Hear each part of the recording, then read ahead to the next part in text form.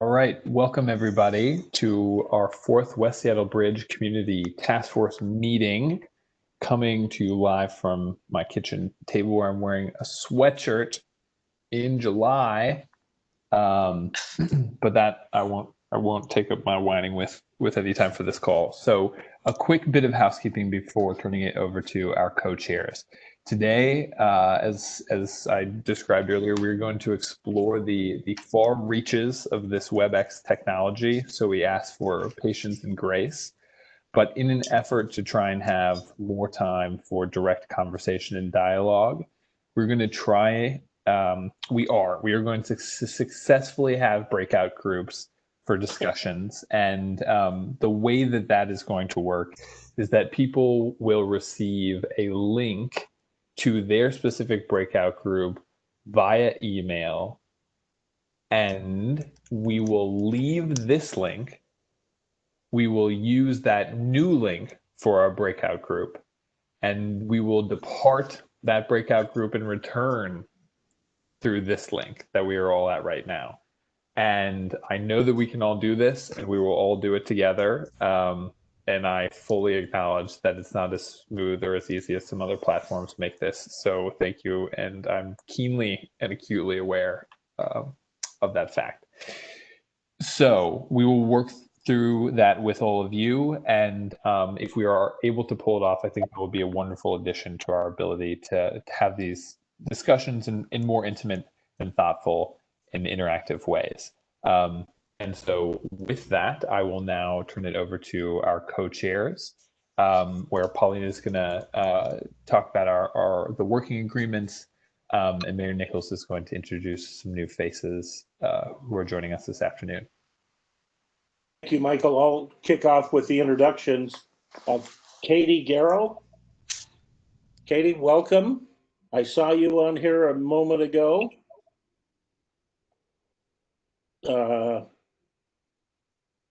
Well, she was here. Katie, are you on mute? Hi, I'm back. Sorry. There you are. I was coming from another meeting. The labor movement this morning was doing a training on anti-racism for unions, so I had to dip out of that early. But my name's Katie Garrow. I'm the Deputy Director at MLK Labor. I staff our work on infrastructure and transportation in particular, and I'm happy to be here because I live in White Center, and there's a lot of people clogging up the Myers Way exit that I use in White Center who live in West Seattle. So thanks for having me. Thank you. Welcome. We also, I believe, have Port Commissioner Fred Fellman here. Is Fred joined us? Peter Steinbrook is traveling for the port. So the commissioner, I believe, is... I'm on right now. There you are. Welcome, and introduce yourself, sir. I am Port of Seattle Commission Vice President Fred Fellman, and I am on my 5th year here, and I've very much concerned, as you all are, about maintaining access both to the soon island of West Seattle, but more importantly to us immediately is the terminals along Elliott Bay. So I'm standing in for Peter for the meeting to this issue. All right, thank you, sir. Welcome. And we have Council Member Tammy Morales, I believe, is joining us today. She's the 3rd member of the Transportation Committee. Council Member, are you here?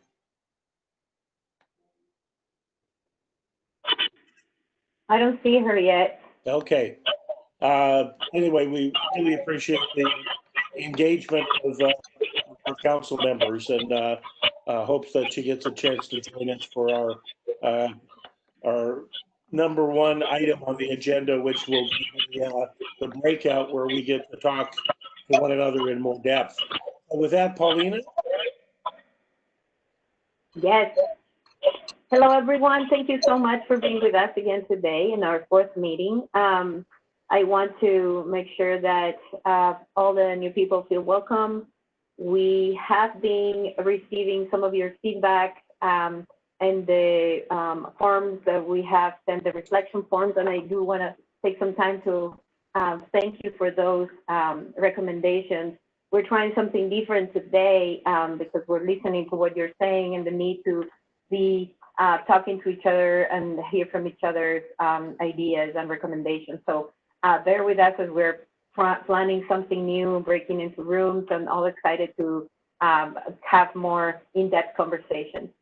I also want to thank you for sending your recommendations on the group agreements, group working agreements. So like we have been working with Greg and the team and finalizing these documents, and as you can see on this PowerPoint, we came to these 15 agreements altogether that reflect hopefully all your important recommendations and how we should be working as a group. So it talks about acknowledging, respecting differences, balancing the work and the advocacy that we all do, giving a space to all the people that are represented on this group, as this is a community task force, respecting everyone's role, approaching everything as a team, but also we know that you all represent different stakeholders, so we are also respecting that, as well as committing to difficult conversations and making sure that we are all bringing to this group what the best on us, and we all know that we're here because we feel impacted, so we want to make sure that we all feel heard. So those are the 15 working agreements. Take it to your heart, and thank you for bringing to this journey with us. So before we do this, we're going to be listening from Michael Donenhart for a quick bridge update, and then after we're going to be splitting into some groups. Thank you all for having us. Thank you, Paulina. And yes, now we'll turn it over to Matt Donahue for an update on the bridge. Thanks, Michael. Thank you, Mayor Nichols, and thank you, Ms. Lopez. Good afternoon, everyone. So to start with, this may be a refresher for some of you folks that have heard me speak about this particular graphic in the past, and new information for folks that are just joining us. Where we are at currently right now on the bridge is we are still doing our stabilization work, and I'll have specifics about that in the next slide. Going forward from where we're at today, we have already engaged in and begun a cost-benefit analysis with our consultant WSP, with internal SDOT staff, of course, and with our technical advisory panel, the co-chairs for that group I think you've met before. And this graphic describes generally the questions that we're asking ourselves or have been asking for a while now on the repair of the bridge and replace it later versus replacement options now, or that we pivot to as soon as we're done stabilizing the bridge. There's not too much, nothing's really changed in this graphic since the last time, with the following caveat. We did hear and take under consideration comments from the CTF and from others about adding the bridge option to the discussion at the cost benefit analysis level, instead of waiting until we're doing a type, size, and location replacement study, crossing replacement study in the future. And so we have decided to do that, and we've asked our consultant WSP to provide us a scope, schedule, and fee estimate to add that option very high level to the cost benefit analysis. And so I imagine as we finalize that work with WSP, we'll have more information for the CTF in the weeks to come. Next slide, please. So we are doing stabilization work right now. As problematic as this is for the community, we are very concerned about the community in this asset. So it's without ignoring or diminishing the stress and strain to the community, we are excited to be on the bridge and doing this work to stabilize it and significantly minimize the risk of collapse in the future. And so Kramer, if anyone's been around the bridge, you'll see Kramer North America, our construction contractor, is actively on the bridge with a hydro demolition unit. They're cutting holes in the bridge so that we can take wire rope hoists that are mounted to steel frames, place them on the top of the bridge, drop those wire ropes down through the holes that we've cut for access, and then pick up a lifting frame that's currently sitting next to the bridge in between Pier 17 on the High Bridge and Pier 7 on the Swing Bridge. And so that first lift, so the frame's already been moved via barge and then placed on shore, and that frame will be lifted up to the bridge on Monday. That'll be the first lift. And from there, the sequencing is very carefully choreographed. And what we'll do is put some minimum amount of carbon fiber wrap on the outside of the bridge. And that's to capacity protect the crack sections of the bridge so that it can take the load when we later in the coming weeks put post-tensioning strand on top of the interior floor of the girders and tension that strand. So we're dealing with a crack and weaked bridge. When we put that post-tensioning strand in, we want to do no harm. We don't want to make it any worse. And then after that post-tensioning strand is tensioned, we'll release the bearing that is problematic at Pier 18 and then go back and put additional more robust carbon fiber wrap on the outside of the center sections of the bridge. And with that update, I think I will pass it to back to Michael. Thank you, Matt. Yeah, this is very exciting and it's fun to see lots of work and people on the ground doing lots of things around the bridge. So appreciate the update, Matt. We are now going to turn it over to myself just for a very quick update as it relates to a presentation from Heather before heading into breakout groups. So just yesterday, Mayor Durkin transmitted a 6-year Seattle Transportation Benefit District proposal over to the council. And this would be a proposal that both replaces and renews the current Transportation Benefit District that expires at the end of this calendar year. And rather than taking up too much time talking about all of the different components, what I wanted to particularly flag for this group is that the idea of a renewed Transportation Benefit District is to address a multitude of emerging needs, but perhaps none more critical and given more specific attention and focus in this 6-year Transportation Benefit District or the needs of West Seattle. So if we could go to the next slide. You've heard Heather talk about the vision for Reconnect West Seattle. And part of that vision is asking those who are able to make a transition away from single occupancy vehicles coming on and off the peninsula, those who are able to make those transitions, transportation via transit will be essential and will be upwards of 30% of that vision for restoring similar levels of travel across the Duwamish. And in the midst of very difficult and challenging budget times for the city, for our partners in Metro, we have to have the resources to be able to support that.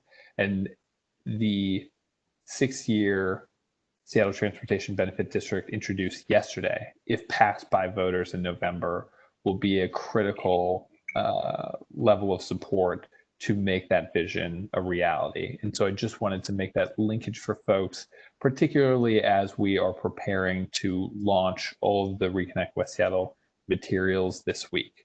And so with that, I will turn it over to Heather as we move to the next slide.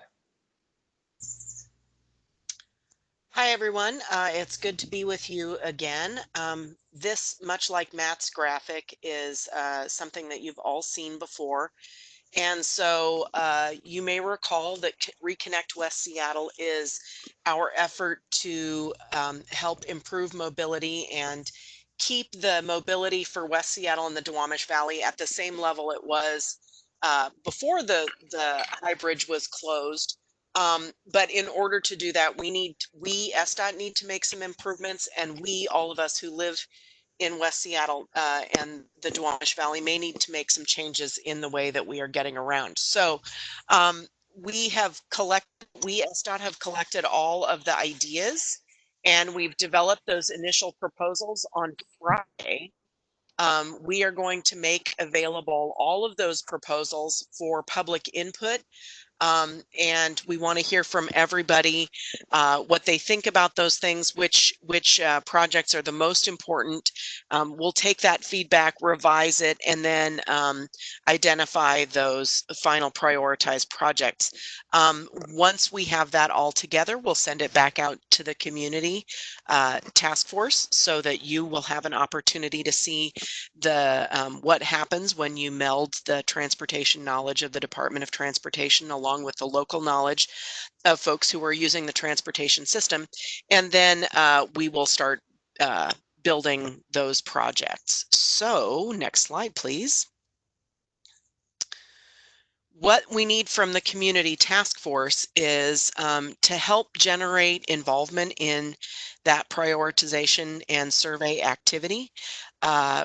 We're going to send you a toolkit that will include a launch email and a post for community so that you can use your own networks, whether they are face-to-face networks or social media networks to generate some engagement there. On July 17th, the mobility survey postcard will get sent to West Seattle addresses. On the 27th, we'll send a reminder email and a post to you for your distribution. And then on July 31st, the surveys will close. The next steps in that will be on August 5th and August 19th. We will review the results and hear input. And then in early September, we will have that Reconnect West Seattle plan. To the extent that that we can shave any time off of that, we definitely want to, because we understand very clearly how important it is for us to move forward with all of this work. But we also wanted to have the opportunity for a true community-led process. And sometimes that takes a little time. So, Michael, shall we move on? Yes. Yeah, I think we can move on, Okay. but I would just add the caveat that SDOT is ready to walk all task force members through all the materials in as much detail or as little as you would find helpful and preferable. And we will include in that launch of materials just added context for all the expenditure and effort we're putting in and have put in to ensure that as many people as possible see this survey and have the opportunity, if interest, schedule, and life permits, to participate and make sure that their voice is heard, including translations like you wouldn't believe. And so I'll just put that offer out there. So Deb and Dan, yes, survey postcards are being sent to residents of South Park, Georgetown, and Soto. Absolutely. Okay, shall we move on to the next slide, please? So, okay, I'm just going to pause so that we can think about these factors, these three fundamental truths that that as they relate to funding and the West Seattle Bridge. First, we are going to do what's best for the community, and the bridge will drive our decisions. So we aren't going to pick the least expensive option unless the least expensive option is what's best for the community and the bridge. Second, it's very likely, more than likely, that any repair or replacement scenario would exceed the city's financial means without outside funding. So these are just true. In addition, like almost every city in the United States, we are stepping up to the challenge of maintaining our aging infrastructure in the face of grossly insufficient federal funding. Federal infrastructure investment in relation to gross domestic product has fallen by half in the past 35 years, leaving the disproportionate bulk of this burden to state and local governments to deal with the $123 billion backlog of unfunded bridge rehabilitation needs. And so we are seeing right here a real world example of that. Despite these challenges, SDOT is prioritizing the safety and resiliency of our transportation infrastructure while simultaneously making new investments to keep our city moving as our population grows at unprecedented rates. So these are the three pillars, the three legs of the stool that we need to be mindful of as we move through conversations about how we fund this bridge repair or replacement. Next slide, please.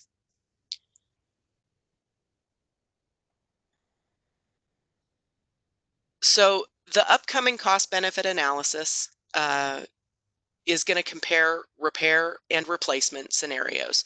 And when I say replacement, I want to make it clear that we are going to compare replacement in kind with a bridge, a couple of different ways, and we are going to include replacement with a tunnel. The draft criteria that we're going to use for that cost benefit analysis will be presented to the community task force in August. We would need to run that through our internal SDOT GRIST as well as the technical advisory panel before we bring that to you. We want to make sure it's in tip-top shape. No matter which path we altogether select, we need to explore every funding option, because my favorite joke about this is we're going to need $5 from everybody.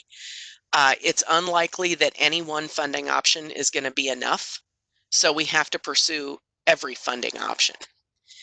We're taking the necessary steps right now to be ready to take advantage of any funding opportunity that makes its way to the top. Next slide, please. So there are lots of different kinds of ways that you can pay for big, expensive public infrastructure. You can repurpose SDOT funds. You can get a direct federal appropriation, though that's a lot harder these days. We could pursue state and federal grants, which we are. We could take advantage of low interest loans like the Transportation Infrastructure Financing and Innovation Act, better known to us transportation nerds as TIFIA. We can also partner with other local authorities like the Port or King County. And so those are some of the options available. And then many of these require paying money back, right? So a municipal bond sale, also known as debt financing, that has to be paid back. Tolling is an option that we have to look at. Public-private partnerships, including it's DBOM, design, build, operate, and maintain. These are options that we are going to be looking at as we move forward. Some kind of voter measure like the Seattle Transportation Benefit District, and also value capture, which would include an LID, local improvement district, user fees, or impact fees. An example of a local improvement district is the way that we are paying for the new waterfront road and promenade. So that's all being paid for partially with an LID. Next slide, please.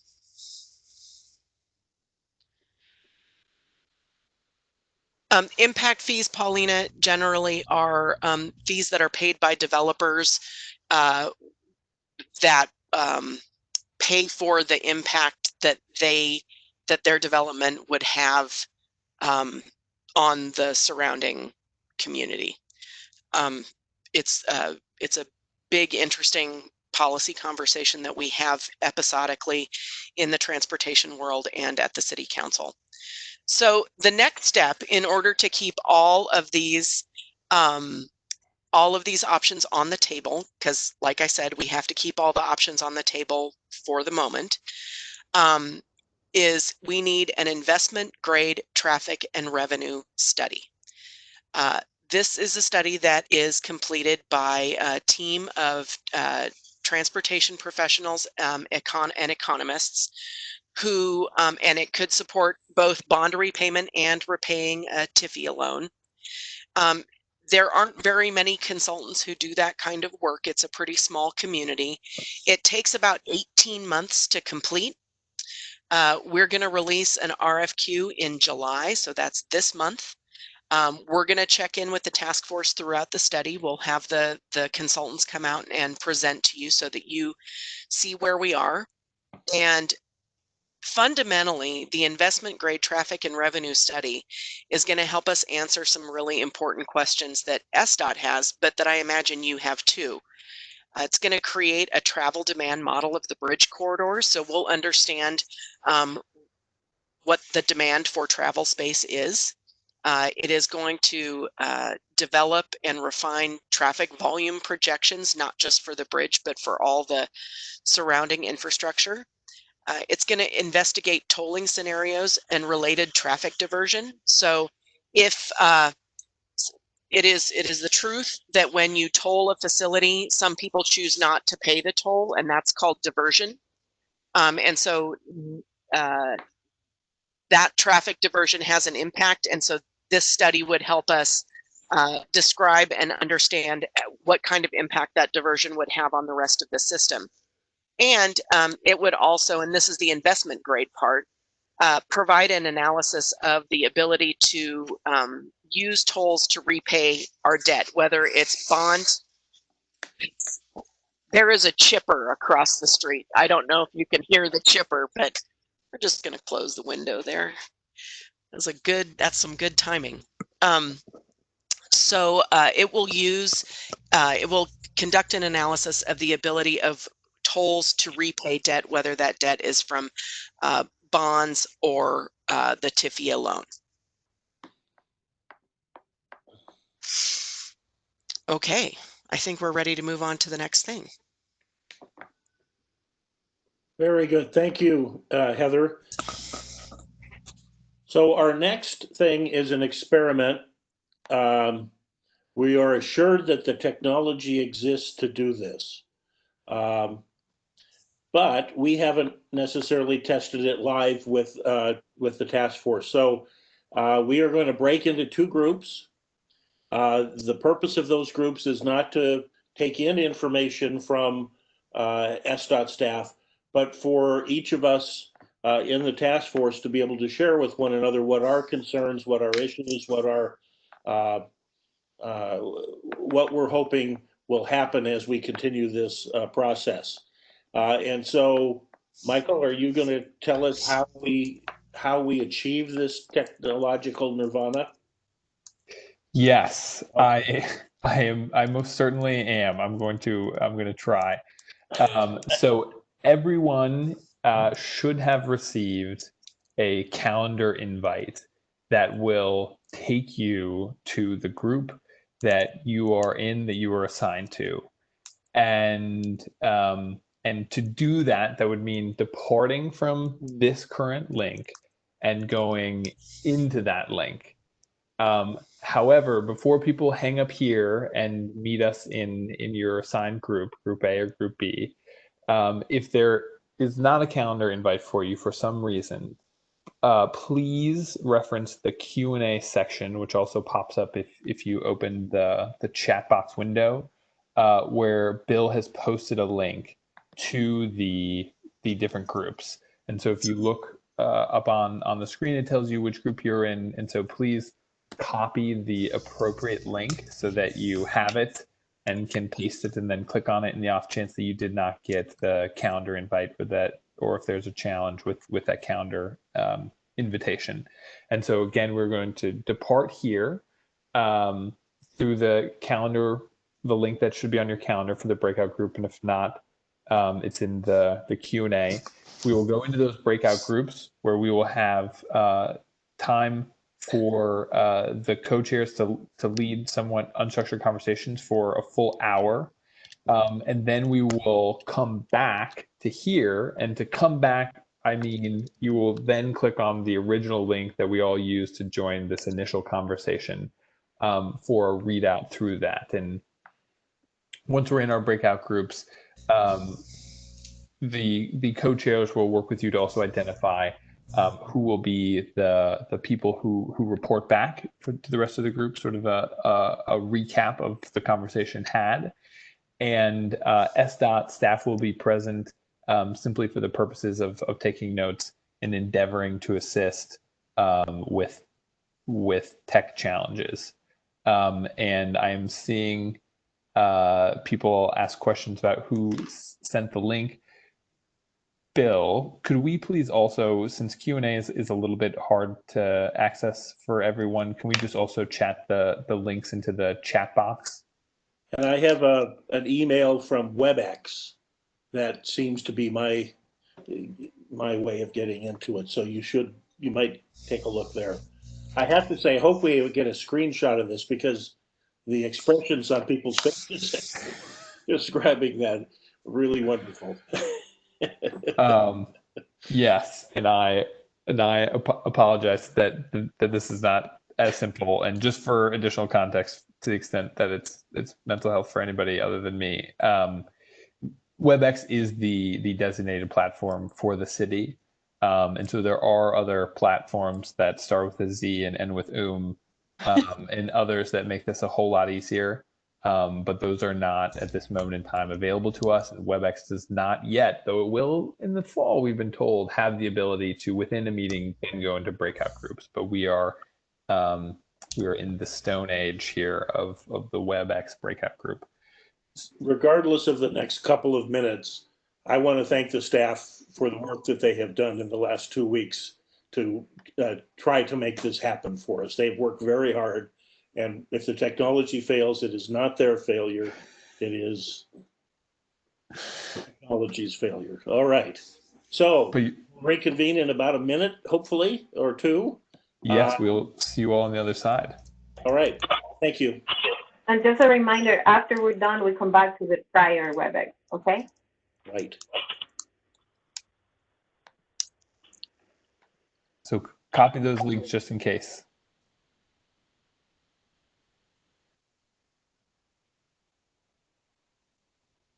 It's asking for a password. The password should populate itself. No. Oh. And if that doesn't work, please use the attendee link. It will just promote you from within. You could just copy and paste it.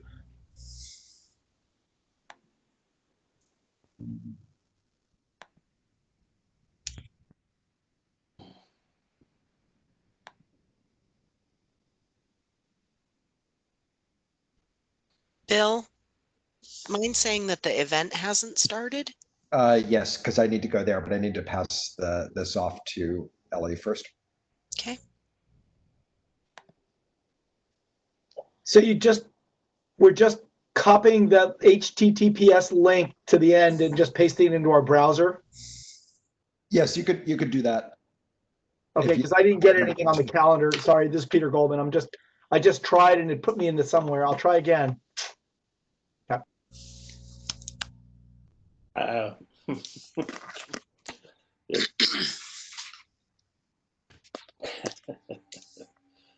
Okay.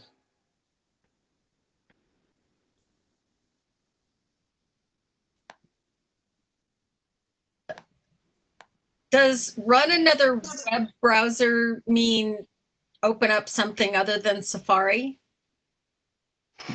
It should work on Safari. All right, I'll keep trying. Thanks.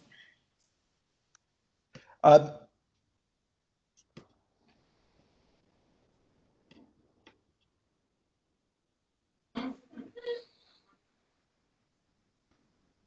cannot join the event because it has not started. Okay. Yeah, just give me a moment and I'll get Group A started.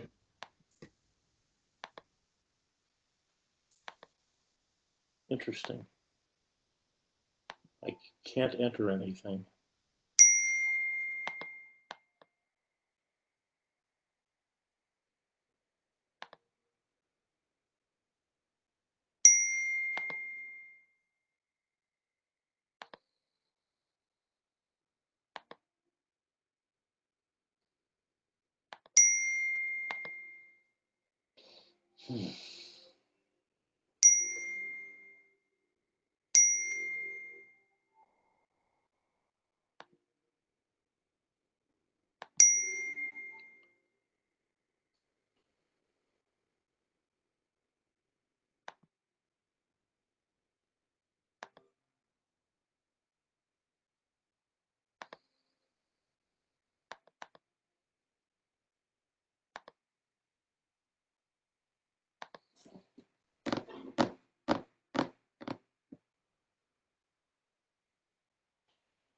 Are we still waiting for you to open up A?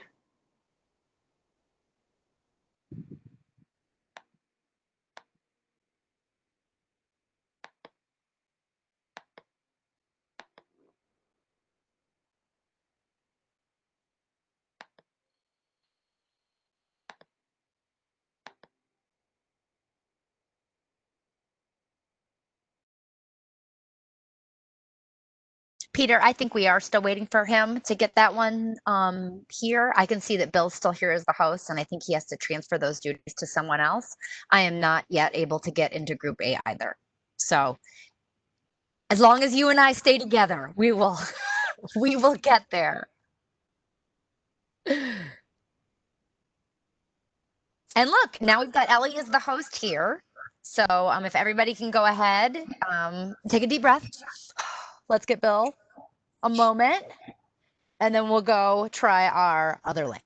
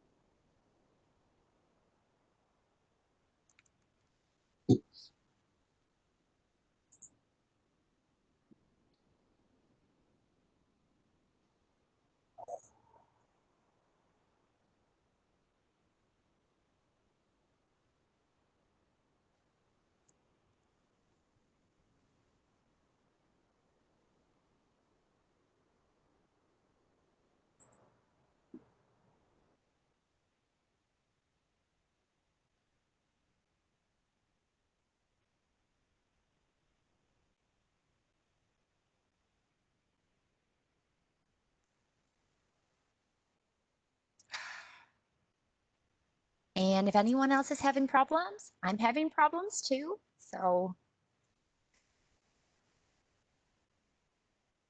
I'm going to try this a little differently.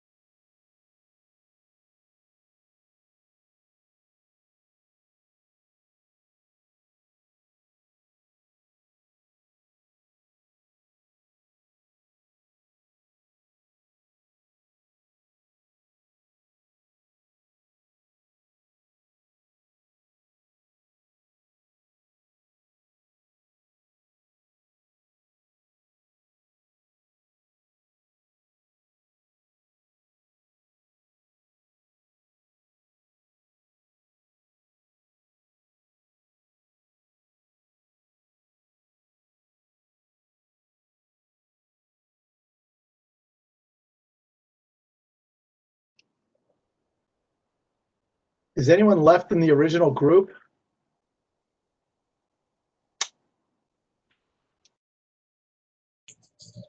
Yep, this is Ellie S. Stuff. Yeah, Are you still having trouble? I'm just trying to get into the to Group A. I'll try. I don't know. I'm pretty savvy usually. I don't know what's going on here, but I'll keep trying and just. We're all new to this. I mean, I think a lot of people have left this session to attend the other one. I don't. Yeah, I'm gonna try. I'm gonna keep trying. It wasn't letting me in for a while. Then it asked for a password, and then a bunch of stuff. So let me keep trying. Okay, the password should auto populate. Is it not?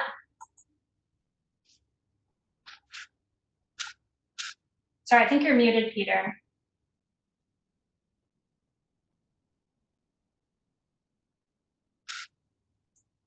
Yeah, thank you. I'll just keep trying. I'm sorry about that. Are you session A?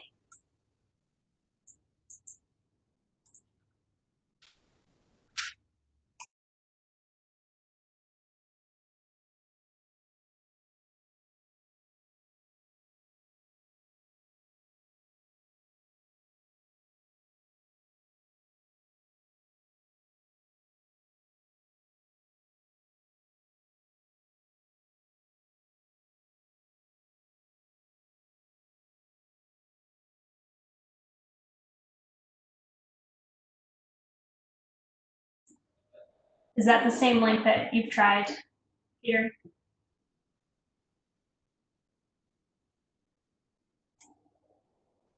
Come on, I got it. Oh, awesome, great.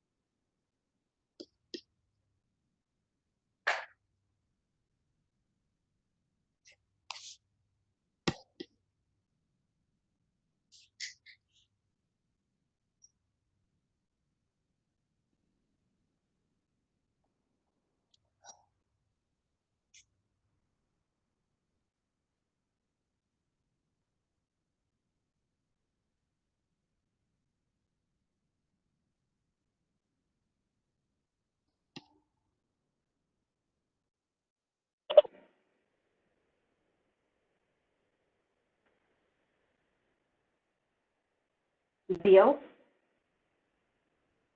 Yes, I can hear you, Paulina.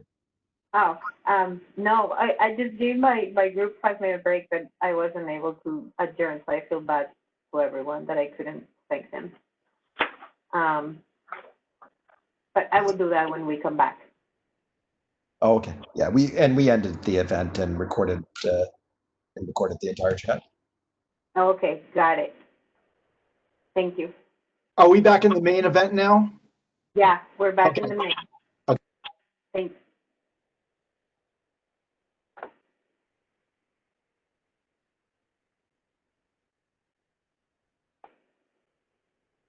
After these, we're gonna be experts on WebEx. Maybe not on the bridge, but on WebEx.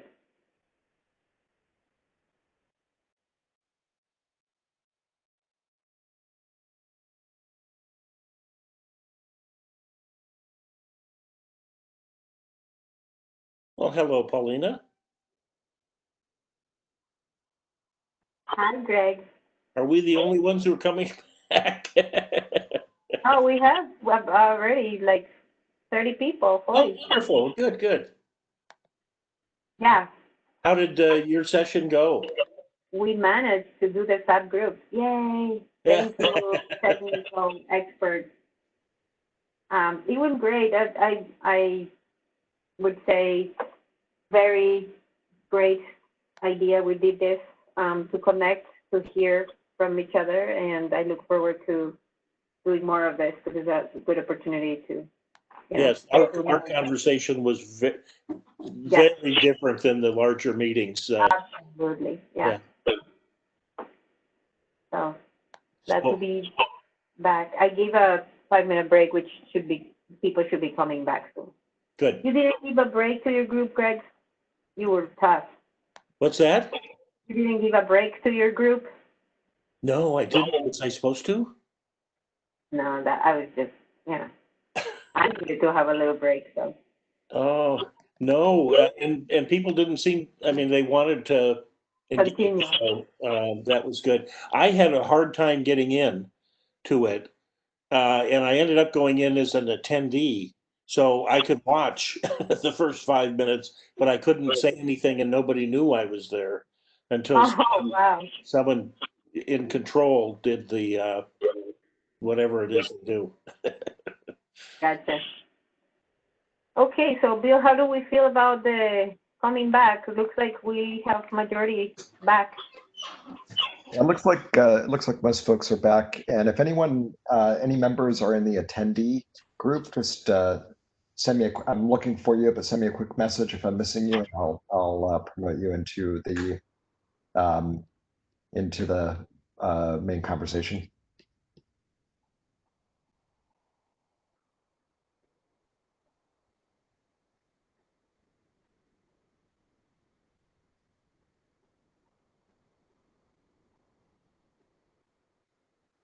I think I think you can proceed at any time though. Okay.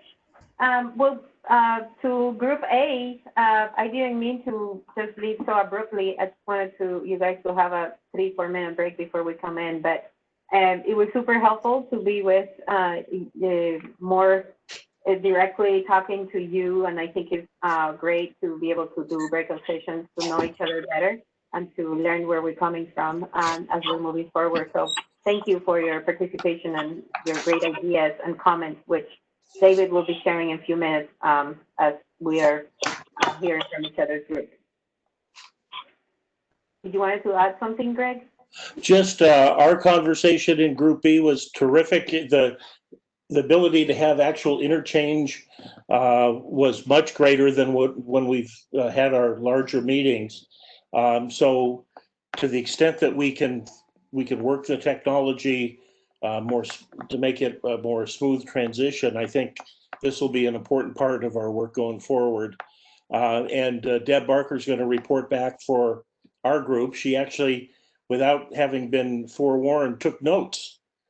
So I think we're in for a treat there. Thank you, Deb, for volunteering. Okay, so let's go ahead and hear from both of our reporters back if we want to start with Group A and then B. David, you ready? Sure. Yeah, I'm pretty good at taking half-finished notes, but let me see if I can represent folks. And if I do misrepresent anyone in distilling the notes, please chime in probably after, so I'll just try to get through this quickly. And we sort of talked through a few different conversations, and I tried to take notes as best I can in response to the biggest concerns about the bridge. These are in no particular order, but there was thoughts that the tunnel conversation should be included more prevalently in public conversation so that pro-tunnel folks feel heard and that the option feels legitimately considered rather than the potential for tunnel advocates feeling left out and potentially that a lawsuit, which was mentioned, could be the only option to put on the table. So just bringing it into the conversation more. Lower bridge access communications are unclear, and we need to communicate the limits of lower bridge capacity as part of the justification for the public restrictions, and just being, again, more clear with folks in the public about that. A potential toll will be divisive. It feels like penalizing folks for already being constricted. So that if it is an option, will be one that brings out the pitchforks. General concern from community about things taking so long. That's just a note. I think we all probably are aware of that. But really highlighting the timeline comparison between a bridge and a tunnel, and the funding not being quite as much of a concern for the public as much as the timeline. By hook or by crook in terms of the money, but moving the timeline forward is community concern. In terms of neighborhood plans, we still need to keep working on the traffic mitigation needs while all the longer timelines are worked out. In providing options for the public or letting folks know what the options that we're weighing, just really being clear with timeline and budget estimates so we know what we're deciding on. There was thoughts that just like was said a minute ago, the breakout session is nice. Task force meetings are a lot to take in and still provide comments. So that was a way to drive more dialogue. Direct bus service downtown is of interest to folks, particularly in Admiral and neighborhoods like that. Again, timeline is concerned. People want a solution now. All the timelines we're talking about are long. So just managing expectations is a worthwhile endeavor. Access to terminals, using the lower bridge for terminal access. Terminal 5 is under negotiations, pre-bridge, so this has complicated that and puts timeline pressures on the port. And then just another reason why maintenance of the lower bridge is very important. Fred mentioned on behalf of the port has their priorities, but is also part of the solution with some land ownership that could be helpful for alternative transportation opportunities. Another voice saying traffic getting in and out of neighborhoods is challenging. People want quicker timelines, if we haven't heard that yet. Thought about real estate being affected, both property values in terms of homeowners, the rental market, and a longer timeline will affect that more. So just having, I don't know how we bring that into conversation, but it was voiced. And then sound transit, light rail integration is certainly of public interest and at least ought to be in the conversation, particularly publicly, I think. Could there be mutual benefits? And then publicizing the status of those conversations if they're being had, even if it's a non-starter, voicing it to the public, I think will be helpful because people are wondering about that and how there may be mutual benefit of collaborating on a crossing. Traffic on West Marginal Way, still a concern, particularly pedestrian safety, particularly at the Duwamish Longhouse. In repair or replace conversation, some concern that the repair option is just delaying the inevitable and prioritizing long-term or short-term solutions versus, you know, the solutions that we put forward here are going to last generations. And so focusing on those long-term solutions in favor of the short-term mitigation was mentioned. And if we're just going to need to replace it, are we just kicking the can down the road? Yeah, that was the same point. Push for more transit trips. This was my comment, I think, or consolidated comments. In the formula for how we're getting people across more without the bridge, you know, transit is a big part of that, but with COVID concerns, and with generally less trips and more restrictions on Metro, there needs to be some conversation about how that's going to look. And I'll get into it more, but there was just more interest in getting Metro to be a part of this task force and be part of the public conversation in terms of what they're planning and how it can help. Bringing bikes onto light rail is part of the new commute, but there's limited capacity. If Sound Transit can add bike capacity, that could help all of our priorities. So are they being in the conversation? Again, sort of Sound Transit and Metro are big parts of this conversation, but we don't hear from them yet. So we would benefit from having them represented on the task force, or at least visiting. In response to the question of how we can better represent community or potentially streamline these meetings, it was suggested to prompt the whole task force with questions in advance that can go out into community, and we can all be asking our constituents the same questions and bring back that more than sort of, hey, what have you all heard? Having those questions in advance as a tool for engagement would be helpful.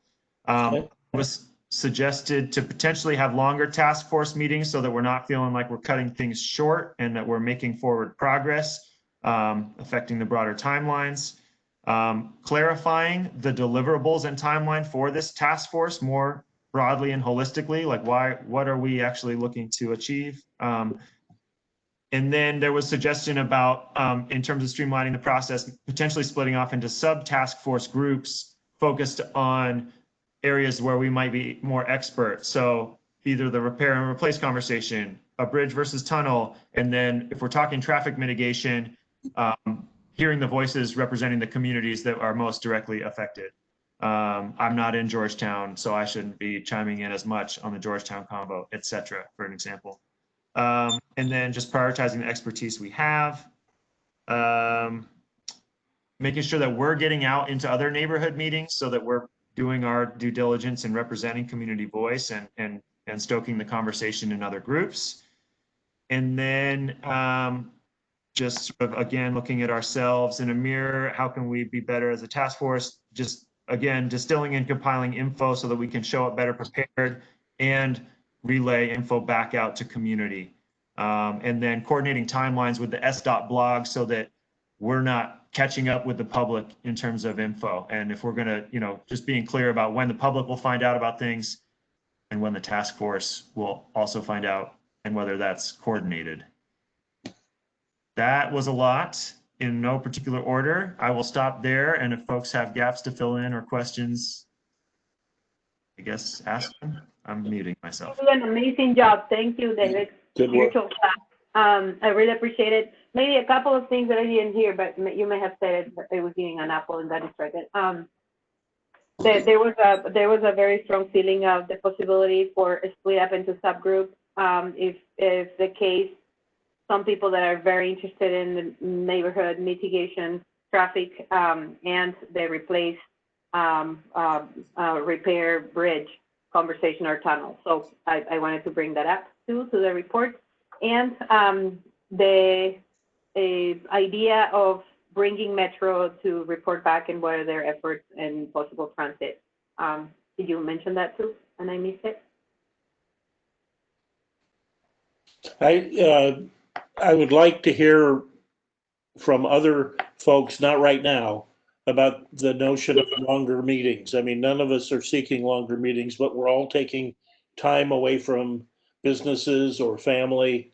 So we've been trying to be very tight on how we've staged these meetings, which I know is frustrating, but it also is an attempt to try and understand that you all are sacrificing very valuable time to spend with us. So let's have some more conversation about that. We certainly can load up the meetings, and maybe there's a trade-off between longer meetings and fewer meetings. I don't know if that's the case, but I know that Pauline and I are looking for ways to make this meaningful for you and as painless as possible. So thank you for those.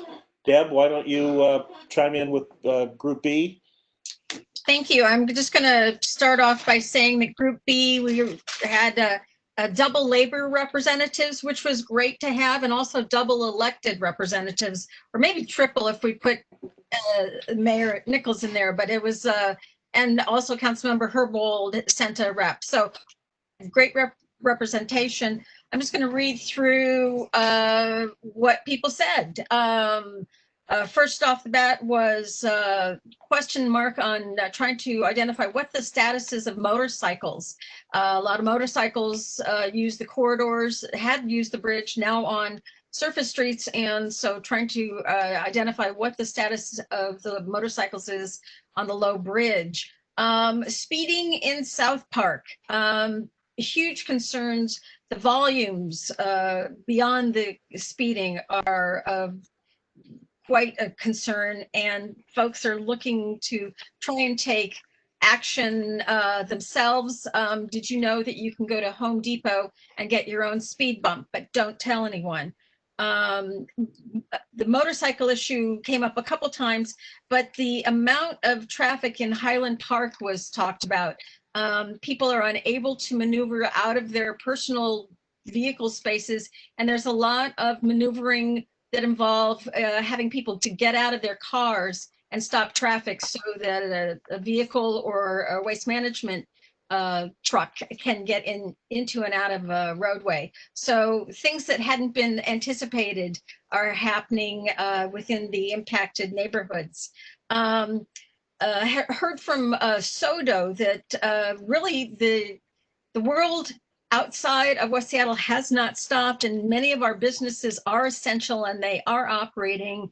And with more people on the roadway, traffic is dire enough that things could be coming to a halt within those important freight corridor areas. There was a question about the status of the Lander overpass, and that is looked to be a fall opening, and that may help. Well, it should help, but it's not open yet. Georgetown is slammed, and that's a definite reality. Also, one thing that was mentioned with some of the labor issues is who is missing from the table, and the building trades are missing from this discussion table. And that's very important with the current situation and also future for coming out of the economic downturn, and also with the construction repair and or rebuild of the West Seattle Bridge. A discussion about funding models and a little bit of talk about different types of funding models, diversions and tolls. We didn't get into too much nitty gritty on that, but definitely Georgetown is being heavily impacted. So several voices again about bringing the construction worker voice to the table, and an urgency to identify the solution. Everyone understood the reasons why we weren't there yet, but everyone is still feeling a sense of having a solution. Also with that solution, making sure that there's high labor standards involved with that, and recognizing the repairs and or rebuilds for the economic stimulus that, gosh, we are definitely going to need. West Seattle Junction and the small business community was talked about, and how they're trying to separate bridge issue from a pandemic issue, but it's still, it's like one big, huge ball rolling at them. And so learning about what's being done, what's tried to be done, and where it needs to go to help the small businesses throughout the D1 and other areas. Had a representative from King County, from Dow's office, sorry, who wants to ensure that the conversation about replacement happens in conjunction with whatever else is going on, and offered up that the administration will use all channels to push out the survey. Rachel offered up Dow to muscle some funding, which I wrote down because that was appropriate to have happen. And talked a little bit too about those King County resources of the water taxi and Metro. All of those have capacity constraints right now because of COVID, and then there's the funding, but we were asked, the task force was asked, how can we help deal with some of the, help respond to these capacity issues? on these very important systems, being water, taxi, and metro.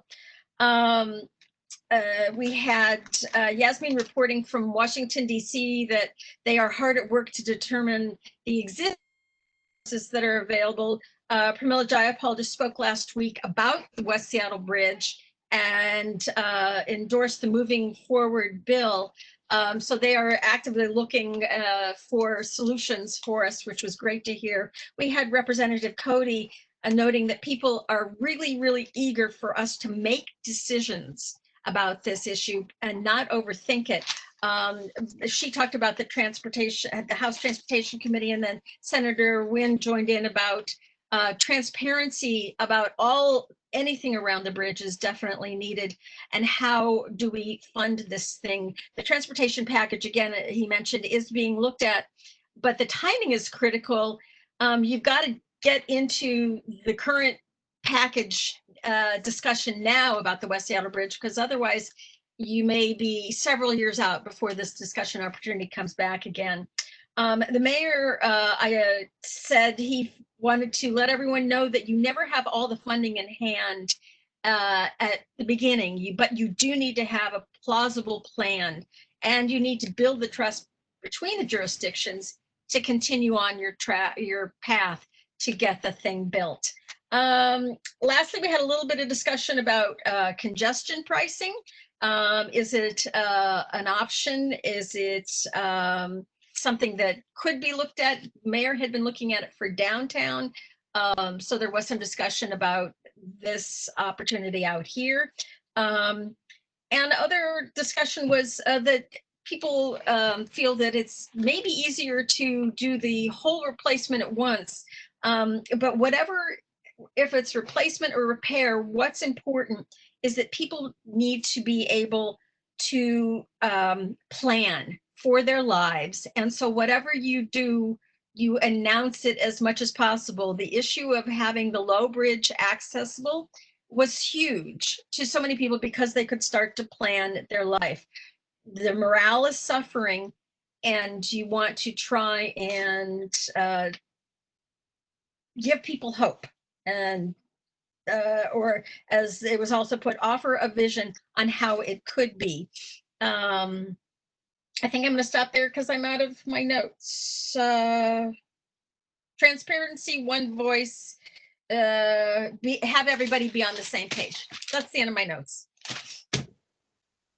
You're muted. I think you're still on mute, Mayor Nichols, but Deb, perfectly on time, 2 o'clock on the dot. Michael, anything for the good of the order? I just want to say thank you again to everybody for bearing with us on our exploration of the limits of WebEx technology. But I do think that the pain was worth it. It seemed like the conversations were able to be more intimate, more constructive.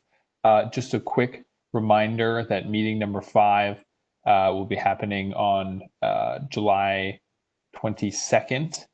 And we will have additional details and calendar invites, etc. follow forth. So I'll just turn it back over to Greg and Paulina to close this out. Paulina? I actually wanted to have Director Zimbabwe address. He was sitting in one of the groups to say a few things of. Sure.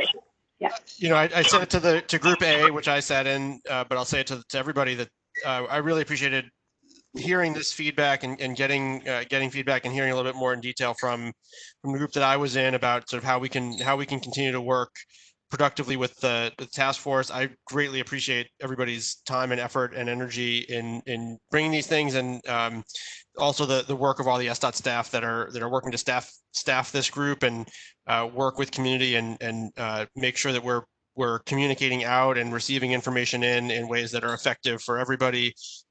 So I will just reiterate again that we really appreciate everybody's feedback. And there were a lot of issues that were raised here that will have to come back to the task force with more information as we move forward. So thanks everybody for your efforts.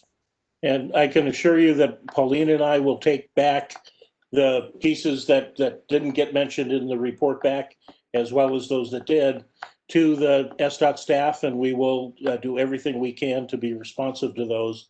Your time is very valuable. We know that.